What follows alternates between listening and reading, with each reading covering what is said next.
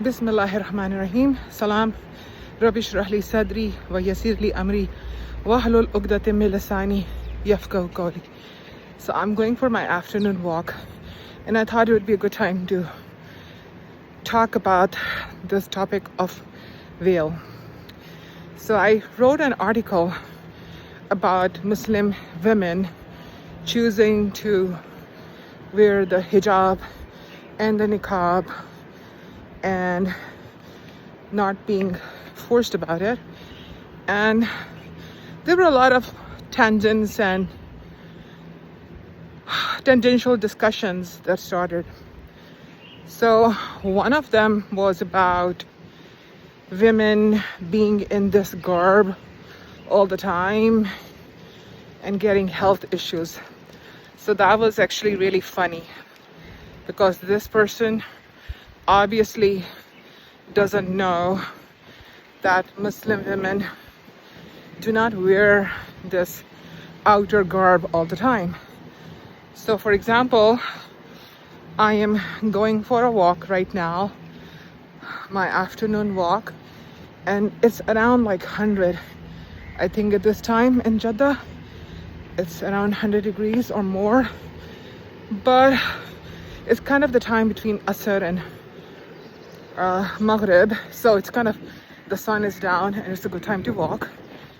So I wasn't wearing this veil or the abaya all day long.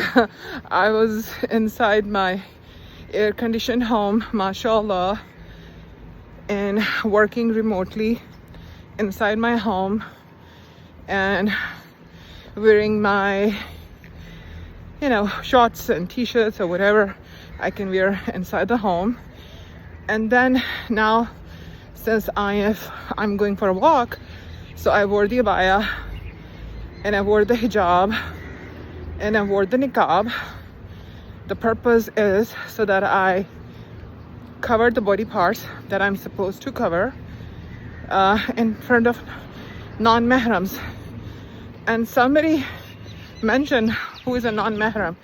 So non-mahram are a group of men that are described in the Quran, from whom you have to observe parda, which is, cover yourself. Otherwise, in front of my husband or my brother or my son or the mahrams, I don't have to with this abaya. So yeah, I don't have any health issues because of the abaya or the niqab or the hijab. That's number one. Secondly, the abaya, the hijab, the niqab, they've all come from Quran and Sunnah. So I'm walking right now, so I don't know the exact verses numbers, but in different verses Allah has told us to kind of pull our outer coverings around ourselves when we go out, so that we are recognized as pious women and not be bothered. And there are a few verses in the Quran that talk about the type of clothing that needs to be worn. And then there's also hadith of the Prophet, which kind of explains what has to be covered. And I'm walking, so I'm going to become out of breath.